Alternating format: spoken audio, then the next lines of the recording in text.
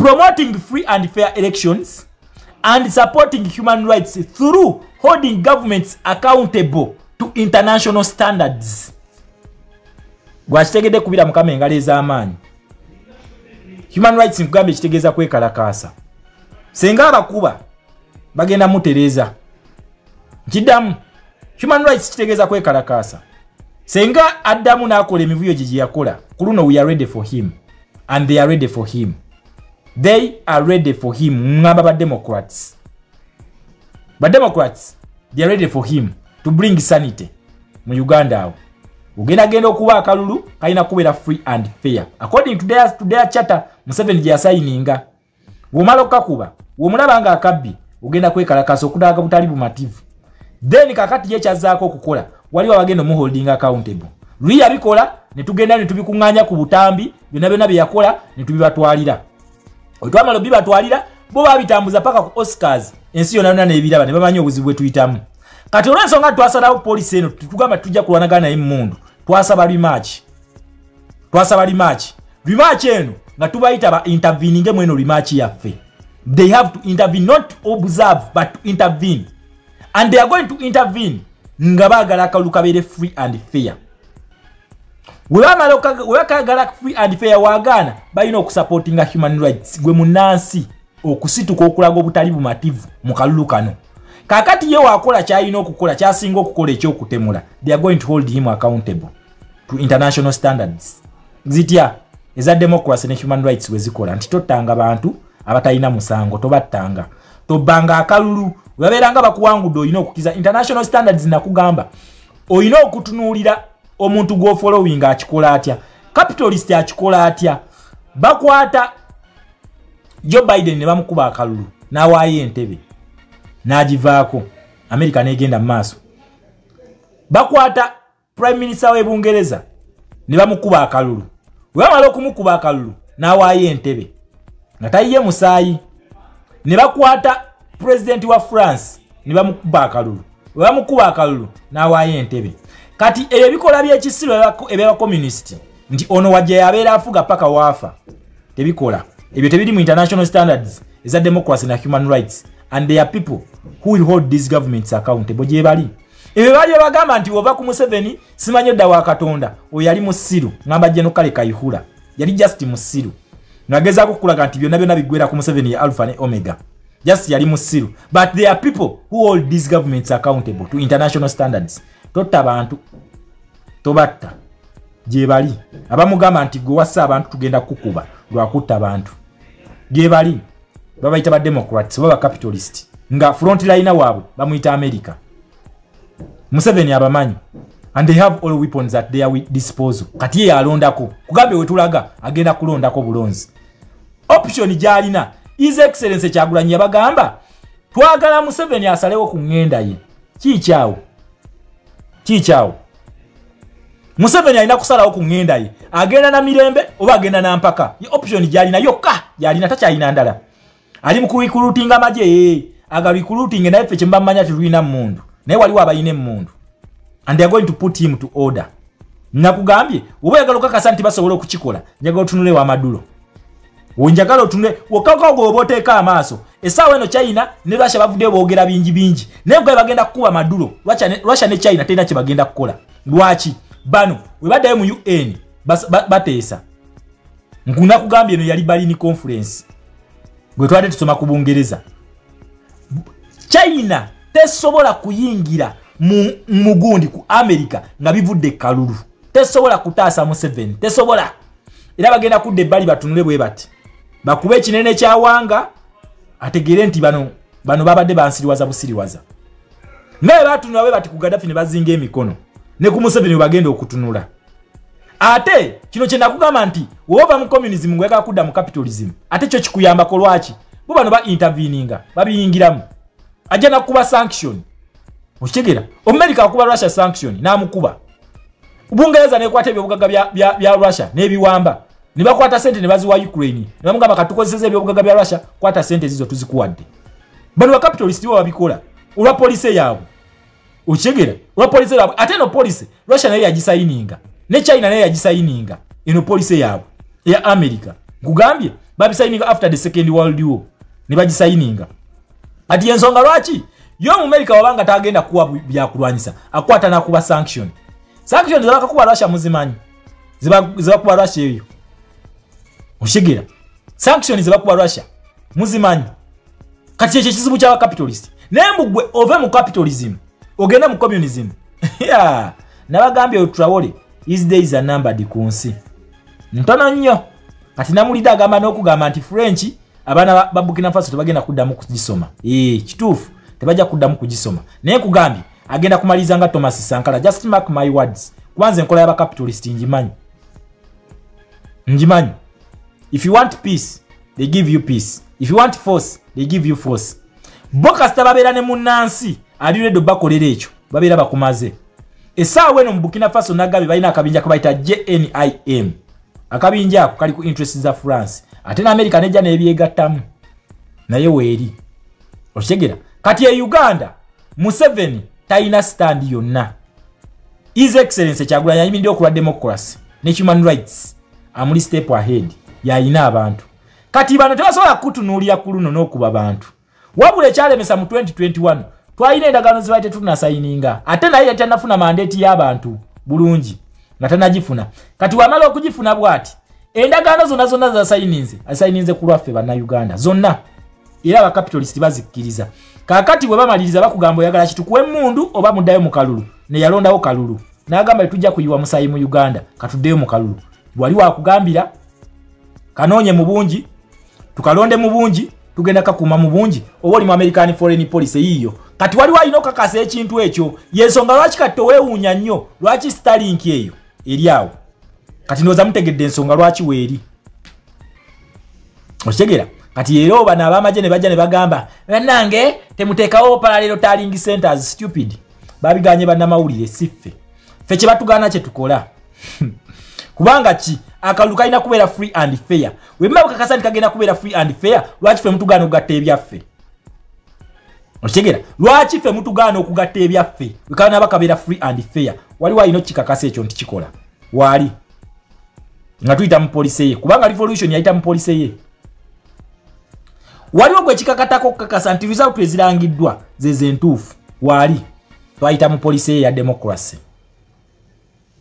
okitegera twayita mu police ye ya democracy just gwe munansi gwatagimanyi ensonga lwaki Museveni abadde akozesa gundi obutamanyabo akusiriwaze bakugamba a true liberation starts with your mindset kasito bongo obujja mu mental slavery oba maze kati nze takyasobola kunsiriwaza tosobola kintu kyosobola kunimba kyonna kalulu ka Uganda kati tewali kati namwe aba infinite class mbakakasa kati namwe muyize yaligiwo oba ogenze ku gundi tebaddamu kusiriwaza nti akalulu ka Museveni gwe just gendo downloading American foreign policy ogenda kulaba kino ekintu wenna kijje kibaita democracy and human rights okakase nti akalulu kano sika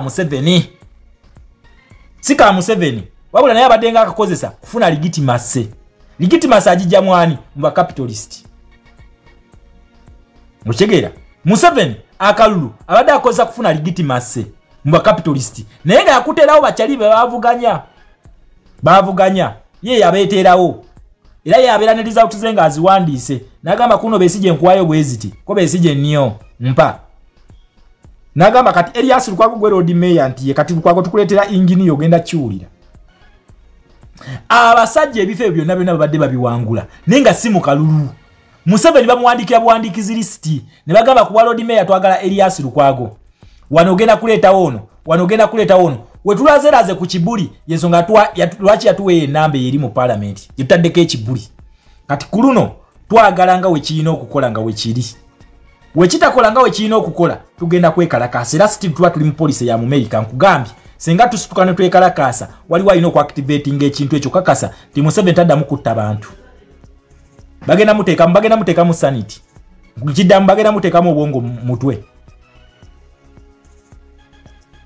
okitegera bagenda muteekamu obwongo mutwe kati so ekintu kino kinjagala nnyo mu Uganda okiteke kugambye ncha tugenda zisplitinga democracy katugenda kuddayo mu topic ya fair democracy tugisome tegere mu Uganda democracy ono omukozi sotya senga Museveni abeera takoze ekyo okola otya then Museveni bana bayingiramu mukuba bamukuba batya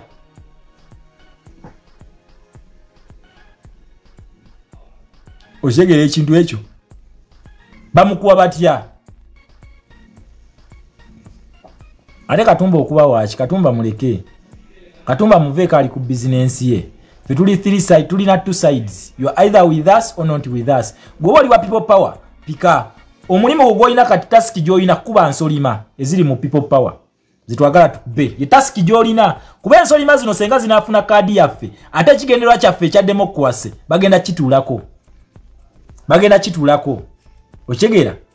Tusomesa protest vote bote bagikusomesa. Akugamba nze ngenda kulwanirira. Mufo kugamba ekigambo werwanirire. Chichawo mu American Foreign Policy chicho wechiri. Ye human rights.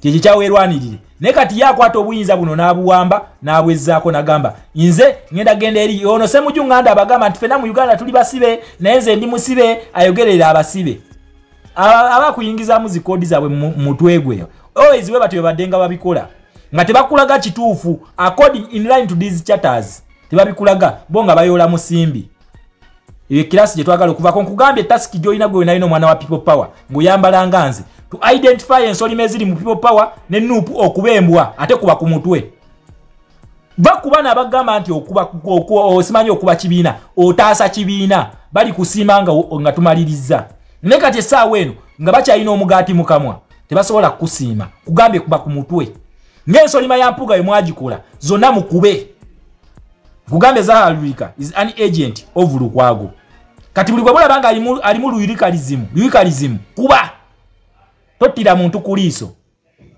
order ya Commander Shama kati buno ba P2N P2B boto bunyega kimanyi ogenda kuba bufunidde content kati gwe manya nti olinye kirasi oshegera manya nti golinye kirasi bo balina kwogera kugwe gotaasa kibiina kyoyina okukola wabule saawe nato ogamba nti nawe ogenda tunula butunuzi nawe gwe kenyini tetugenda funa kigendera kyafa according to these charters nga we zigamba tetugenda kifuna kubanga ki ensolima ze tugenda okubanga tuleese Ochegera wetunagambira nti kati waleno ku activating human rights according to this charter ya American Foreign Policy America ja kubembwa bajja kugamba kakati katugereri mu parliament tumu challenging nenga ate wane kugamba human rights tegamba kulwanira mu parliament kugamba human rights gwo omuntu gwe bajja bakubira embwa Kongo bakikoze era bakugambye endagaano ebadde security for minerals mu Uganda kina kubera democracy and human rights for minerals ye deal interests zaffe mu bo democracy na human rights gwe tuina kati bo batwetaaga mu minerals zaffe Museveni ekyamusigning size endagaano n'aba China security oba sente oshegera aweeyo ki ezaabwe kitegeeza ne Museveni naye na interest mu ba China kutubba n'aba China balina interest mu Uganda kutwala bya bugagga katwagala bile bya bugagga Museveni byawadde aba China tubibajjeko tubiwo mu America yatuwe democracy na human rights then we tunamala okubifuna njaba bulire ekiddako ono mu America tusobola mufunza tukisobola ne kati essaawa eno tumwetaaga nnyo naye ate naye atwetaaga nnyo kati tuli 50-50 naye no 50 eje tugenda okumuwa wano tusobola okugikendeezaako n'asigaza 30 awo n'abeerawo mu 30 n'azannyirawo ffe bannansi ne tufuna 70%. Ekintu ekyo kisoboka just kye tulina okukola tusoke tumuwe 50 tujjeko nakyemalira bwe tumala okumuggyako tugenda kuddamu tukole ekintu kye bayita civic education tusomese abaana tupromotinge Uganda yaffe tupromotinge talents tupromotinge brains. We need brains, not education. The education system mu Uganda erina okukyuka. We need brains to identify brains ze tulina mu Uganda. Brains mweziri otegera then kati waliwo gundi ezimu ze tulina nga zetaaga professionalism awo tujja ba promoting irawo bano tujja bafunza nkiddamu bano tujja bafunza but of now tetusobola otegera wabula tulina kukola ki tulina kuyita mu policy yabwe ya democracy and human rights in exchange for our minerals. So todamu genda kwezo zevu ne bakusiriwaza abazungu we banajja ebyobugagala fe bagenda bitwala ngadi wabibalemesa nga wali balemesezza ki nga bakyetaaga ngani yali abibalemesezza just bakubulya gwe just mugambe mbulyayo omuntu omubwati yalemesezza omuzungu okutuukiriza interest ye omubwati kubanga yakigezaako bali bamuyita Emperor Haile Selassie wa Ethiopia naye ate wetwogera olunaku olwaleero Ethiopia balabye nga economy tekyasobola ne bagamba tukkiriza mu America tuwanise era Ethiopia bagikutte ne bagiteeka mu East African Community nakuga East African Community eyo gye Great Lakes region eri under control ya America kati kitegeeza Emperor Haile Selassie byalwanirira Ethiopia baleme colonizinga omwana yajiwaddeyo ngalaba Ethiopia tegenda maaso kati yagala egende maaso olina kwekwata mu capitalist okitegeera olina kwekwata mu capitalist era Ethiopia egenda kulonda okitegeera Liberia nayo tebagicolonizinga naye Liberia wagenda n'okubeera base ya America ekyasinze obunene mu Africa bagenda giteeka Liberia bamaze dde okusayininga ekyo bayita mu America kakati gwe muna Uganda ng'olina dictator akutte ebyobugagala biwadde mu China otula ku live zino olw'okubanga ofunye akazinda n'otandika okulimbalimba banno batambula ku interest waliyo professor wammweyo yenna akanula amaaso n'aleekana ne yeesiimula n'entuuyo naye nga byakusomesa bya kisiru talina wakooti nga wonna akozesa mutwe gwe n'omubuuza dada tusobola okulemesa abazungu bano tuukiriza interest zaabwe nga tazikulaga no Ethiopia si dictator wa Ethiopia si dictator bannange lwaki Ethiopia terina police gyerimu terina tebagicolonizinga katesobola kugamba mbu wetambulira watosobola gigamba nti Ethiopia dictator nga talina police gyalimu wabula kati yakyuzinze bukyuzinzi n'agamba kandiringe ne bakapitalist kati bagenda tandika nabo kuba akalulu okitegeera kiraba ekintu ekyo kugambya atuuyana n'omugamba kooti nga wa wantu wonna yababuuliranga njiri kasita akyamuka abeeranga pasita shankara biki n'abeerawo nga byayogera tobitegeera womugamba kooti nga talina wa kooti nga kugamba goli theoretical nnyo naye ate fe abali theoretical biraba bisooka mu theory ne bigenda mu practical kati wano mbasomesa theory bit ey'akalulu yiyawo ogirabye nkusomesa theory bit of human rights yiyawo ogirabye okitegeera yiyawo ogirabye kakati essaawa eno wetulaga okoze eki okitegedde kati otegedde nti akalulu si ka Museveni godi gwe yakutte oyo bano abakapitalist mbagambye bo babeerawo ku byanfuna baagala ssente balinga mayembe bakapitalisiti bano kati ensonga lwaki bagenda kukola kyonna okuyambako gwe munnansi okwezza entebe eyo olw'endagaano ze basayinize ne His Excellency Kyagulanyi kugamba His Excellency Kyagulanyi yasayinize endagaano ezo ebbanga lyabadde agenda mu America ebbanga lyabadde agenda e Bungereza yasayinize endagaano ezo naye endagaano ezo tujja zirabako nga tumaze okujjako kizempa temusooka kukola mu lulu kati ebe Museveni byaddawo n'akusiriwaza Kyagulanyi atunda Uganda mu bakolonialist musiru nga yewe yagijja mu bakolonialist nkugambe belief y'abakolonialist agure bo bakkiririza mu byanfuna sente bo interest zaabwe ziriwo ku byanfuna yensonga bakina kuwaze nti be balidinga ne exploration y'ebyobugagga be balidinga ne scramble for and partition of Africa bo badiringa mu byanfuna interest zaabwe ziriwo byanfuna oba tolina byanfuna tebajja kukolagana naawe tubabuulira naye oba olina ebyenfuna bajja kubira omuntu paka kuwulira bubi yensonga lwaki Sudani bakyaleekaana nnyo belief oba ideology y'abakapitalist ya byanfuna basose ne bawumuza South Sudan ne bagaba kasooke tumalirize Congo kuba Congo ene ine ebyobugagga bingi nnyo ne bajja ne bamaliriza Congo kati bawumuza mu South Sudan bali Uganda kubanga Uganda esinga South Sudan ebyobugagga ebingi kati ideology yabwe gye twagala okukozesa bagiyita interests zaabwe za byanfuna that is them todanga ono wemenya gwe bakuuza wize capitalist bane bo bongo bwabwe kasofuna omuntu nga mindset ye ya byanfuna yabeera capitalist okitegera lwakuba capitalist ono kyemwagalako ali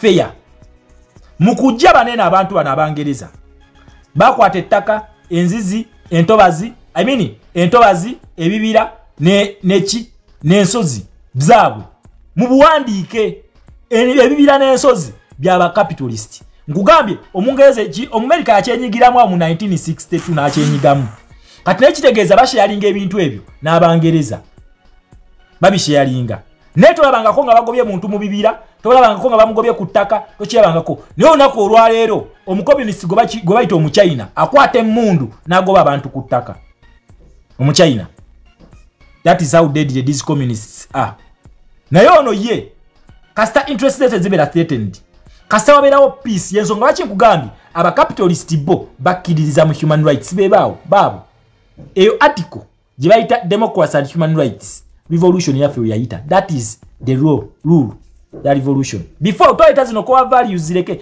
na ate naona agena mu vision yafe they are going to promote this abaina constitution ya NUP they are going to promote this is a capitalist policy oshegere ekintu ekyo so ebintu bya America si bya kuzanyamu bino Museveni byabasinikira amanyo direct intervention nkidamu akalu mwebali oba yagala oba tayagala mwebali naye kugambye no event gwe munansi gwagendo jikola bagenda kubeerawo nga batunudde bwe bati interview bagenda ku interveninga bakutunulye bwe bati we bakutunulira wota participating amukulonda kitegeeza toto wetaaga kumanya naye ogenda no participating amubungi kitegeeza ki ndiye ofaayo ku democracy we bakabba era bagenda kubeerawo nga bamulaba nti ono bamukubye akalulu akabbye kati bagenda kulinda okola ekiddako ki kwekalakaasa human rights then wotandika okwekalakaasa bakugambye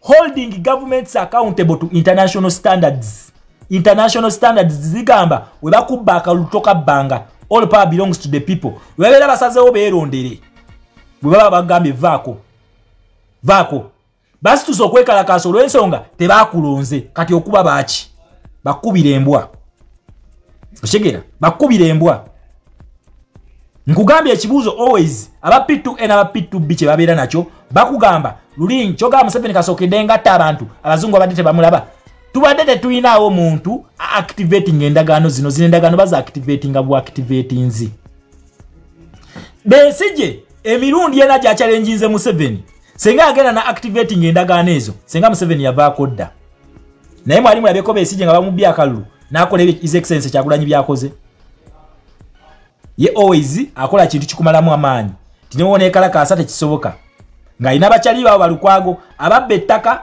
ate ne bakulaga nti be ba Jesus oyo that is politics at play gwabadde batuzanya bana basajja tebabira nkonti bagala kujja ku government ekiteba kikulimba kubanga tulu ya Museveni yabadde akozesa badde bagimanyi twina bogerako infinde kilase ebyekola kubanga we ba agent ba fisadi democracy abo tubogerako oshegera ba agent ba fisadi tebagenda ko ku challenging policies zino mu policy makers Uganda ine ekintu kye bayita deep state, a state within a state. Weri deep state bebano ba policy makers kubanga Uganda yona bagamba etambulya ku bintu bibiri. Uganda ina police bisatu. Uganda ina police ina ne system. Museveni yabagambye the system is dead. Yabada ategeeza aki NRA mfu ne system efetya efira ku policies ezikola system ya national unity platform je twagala okuzimba ina kubeera ku mpaji eza policies the capitalist policy nga tubesinga kuki guidelines ezatuwebwa mu Royal Charter esawe no jibaita Commonwealth Charter guidelines ezatuwebwa mu American Foreign Policy of 1962 fetuka kuda mtu signing endagaano eno alabika yamaze no gisigninga kwa president wobojja osigninga endagaano eno policy no gamba nzikiriza okugondera police eno na bulika kwa kuliza akalimu senga njimenya mumukolenga police wegamba kubwa Museveni yabisigninga under Reagan kati his excellence Kyagulanyi alina okubanga abisigninze under Biden then ne Trump kisinzira government ene egenda kugwira kwani ku Trump nabagambye azze kubimaliriza azze kumaliza kintu kye bayita de-dollarization akukamanyiro. It is against the American interests ze basigninga buli nsi eyasigninga kweno charter nga eyingide kintu kye bayita de-dollarization nga eyingide BRICS egenda kuwa. Mark my words, bagenda kumukuba buli nsi nga ya ku sente zo mu America ngoyingide kino bagenda kukuba. Ekigenda okutaasa kiri eki bantu kubeera ku side yo kubanga yo police yabwe ekolera ku bantu yesonga lwaki ffe we tugenze yiganga ate kisituse kati ate kizempa alwanyisa abantu temuddamu kwebuuza lwaki kizempa alwanyisa abantu okungana amanyi police weekolera. Omwana ayinza okugambirawo nti kati biggwera wano nga yagenda ddala n'abagamba America tunatera osembere akalulu njiti activating ne bagamba yewe ogambye kati Museveni alaba bakunganya agamba omwana ayinza otegulira wano abaana ne activating human rights n'enkubwa kati ensonga lwaki Museveni yo always temuddamu kwebuuza lwaki always abadde alwanyisa abantu according to this policy. That is how it works. Alwanagana n'abantu ba bulijjo bali mu kulwanagana nabo kubanga policy ekolera mu bantu ba bulijjo. Tuyinza namba ziyinza okuwerera awo ne tugamba kati vaako kati tukooye kubanga olwede twapuruvinga dani twamuwangula ate eri gyagenda eri His Excellency Kyagulanyi Museveni tamanyi biki bye bawogera kati ayinza okubanga baateesa tugenda mutegulira awo omwana n'agenda n'akategula nimba bagita protest vote tugenda mu protest vote twayita rematch kano ke kalwa akasembayo under Museveni gwe munansi olina okuactivatinga human rights tugende wali Museveni tasobola kulwanagana n'aba capitalist tasobola kulwanagana n'aba America tabali tasobola nga yabalwanyisize Congo oba yabalwanyisize Somalia tasobola just fe tugenda kukola according to this policy mbagambye encha tugenda kudda tusome democracy topic tujimalirize omanye biki byogenda okukola under democracy tumale tujje tusome human rights otegeere then omanye nti enembwe egenda kuwa wano so taddamu kubatiisa ebyo akalusika ke revolution yaita mu American foreign policy. So allow me to end here. We now agenda ate nekusomeseza ebirala wabula tubeera tumalirize ekintu kye bayita human rights tugenda kukiryanga policy eno weekola bagita prosperity enkulaakulana under this tukozesa ebyobugagga ensi byerina ndowooza zino interests zaffe weziri ndowooza gya American foreign policy eno erikiriya tulina prosperity enkulaakulana weeriyaawo bagenda tukulaakulanya tutya. They support economic growth through supporting investments, increased investment. America aleta sente ze naziteeka mu nsi yo takolanga mu China ndio mu China agenda kubako minerals zo agende refinery aziteeke ewaabwe. America ye akwata sente kati ndoza kino mukyalo lwaki Museveni oyo abalaga nti yaguddewo eyo gundi eyo simanyi wagagayi yagiguddewo abasiriwaza busiriwaza. America prosperity yakwata companies ezize naziteekaawo gende Congo olabe Bill Gates company bazitaddawo JF Bezos bazitaddawo e Congo banansi ba Congo baje bafune emirimu ezo company then products ezimaliriziddwa zibaje okutunda ewaabwe oshegera zibaje okutunda ewaabwe wano America akugambye prosperity enkulaakulana then bayira kintu kye bayita global development bila byo tugenda bigira nga tumaliriza kati sawe eno kugambye wali security twavuddewo katuli ku democracy wetuli then bine bisigadde tujja birowoozaako nga tumaze okujjako kizempa nga nze Shama nze Minister of Foreign Affairs manyi bino engeri gye bikolamu manyi prosperity eno tugituukako tutya development tugituukako tutya it is our interest versus theirs tulina okuddamu tutule ku mmeeza kati His Excellency Kyagulanyi wadde yasayininga nabo endagaano tulina okuddawo ku mmeeza kubanga prosperity esooka ku democracy waliwo endagaano zyasayininga nabo kakati wetuba tudda ku prosperity balina kusooka kutuyambako kujjako Museveni wetumala okujjako Museveni then tulyoke tutuule tuddemu tulivokinge kibayita prosperity tulyoke tukirye ku development bingi bikyeyongerayo wansi bikyeyongerayo nenze just mbadde njagala kulagako eno wetulaba tufunye time kuba ndaba tulina obudde butugoba speed kati guno omwezi guggwako omwezi ogujja waliyo nominations kati tuba tuyingidde ate protest vote kati simanyi batunabeera n'obudde okubiyiga byonna naye nga democracy wetuli kasita munategeera scope ya democracy kyekisinga obukulu nebya prosperity tujja biyiga nga Museveni tumaze omujjako tujja biyiga eyo ye Uganda His Excellency Kyagulanyi gy'abanyumizaako eyo egwa mu kintu kye bayita prosperity nga tukozesa policy eno okyegeera eyo prosperity embi gye twetaaga okyegeera egwa mu kintu kya American foreign policy wabula Museveni mubbi prosperity ye abadde agikola kulw'abantu b'ensonga lwakyakugamba protecting the gains okumala okutubba kati baagala bi protecting naye naffe tumugamba ni Uganda now so twogeremuko bannange leero neebakeko nga bukyali musobola okusindika request tujja kutandikirawo olunaku olw'enkya Mama Kampala ye Honorable Shamimu Malende banange mukulikeyo kulikayo Mama Kampala banaye kumbaga tekubula musirufu akatalekeka kaakano akatalekeka kaleero kaakano kankabe kavudde iganga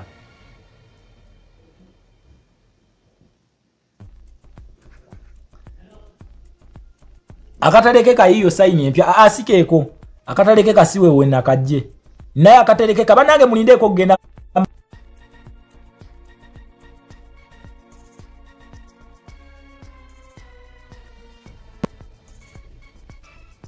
akataleke kakakaawo kavudde iganga wabula kumbaga tekulako musiwuufu naye leero tuwonye omusiwuufu w'okumikolo kati senga yeekukuutiriza buli wamu buli wabeere wali president yeekukuutiriza abadde asobola n'okugobawo babi first lady yaafu kamera zimukwate okitegeera naye bannange tuwonye omuntu oyo Zahara Luyulika senga abaddeyo yandibadde yeekukuutiriza bayise ba MP naye naye mwandimulabe ng'ayimiriddeawo asobole okufuna kafaananyi naye leero Mama Kampala tukwebaza olwa humbleness. That is why we love you, our Mama Kampala.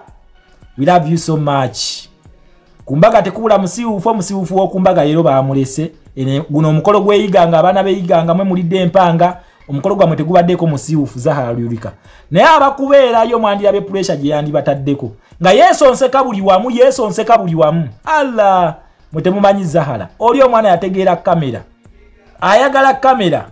Alinganga ba Elias Lukwago wuwi ebyo naye Mama Kampala she is very humble teyabaddeyo yesi bawesi bimu family bamulaga ntoli wachika bamusosola naye alemezaamu ayina emputtu ayina ebigendererwa bye wamputtu eyiganga teyabaddeyo emputtu eyo so banange you can send in request netwogeramu kosobola okwogera kyonna kyoyagala naye mbagambye siraba omuntu yenna ajjamu kuba kesisi etojjaawo paka nga tufunye ekyo twagala siraba omuntu yenna ajjamu ku Zahara Luyulika mubbi tojjaawo awe tuli wabula kyembasaba kiri ekintu kimu bano abaana ba P2N P2B temubanyega mugenda kuba mbabadde mileage fe content fe tuliko we are called the infinity class above our class there is no other class below our class we have P2A and P2B so we cannot discuss with them tuwadde mu American foreign policy abo ne babuuza nti kwa values za national platforms eziriwa tebasobola zikubuulya so kati ng'otandika okuyomba naabo ng'omale dakiika 5 okola video ng'oddamu abo wama respect Patricia respect ennaku zino nze ne Patricia tuli bwetu tosobola twawula tuli tuti kitegeera ekintu ekyo so banange you can send in request ba moderator muleeta abantu waggulu twogeremukko leero njagala ssaawa 5 zennyini nga mbasiibula neebake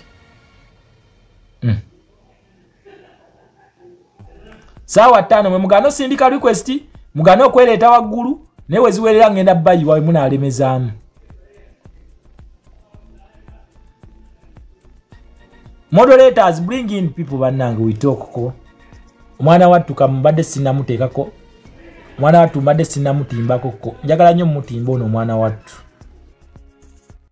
z'obufumbo olina omwami naye ng'akutawanya olina omukyala ng'akutawanya bajja ne bakwagalako ne bagenda gwe ayina ebizibu mu byenfuna nga sente zikuyita mu ngalo wooteeka sente zifa bufi b'owola tebazza gwe aloota ng'ogwa mu nnyanja gwe alumizibwa omutwe nga guganja okuwona naawe aloota ng'ebintu bikozesa ensonga z'obufumbo nina ekifo ku mugga awali amayinja wennyambululirako ebisiraani ekikwa ekifiiriza omudibo obutaganja obutaweebwa nzijanjaba abantu ab'enzikiriza zonna nsiŋŋaanibwa njeru ku lw'ejjinja gwanjagala kuba ku nnamba yange eyo naawe ali ewala ennyo yita ku WhatsApp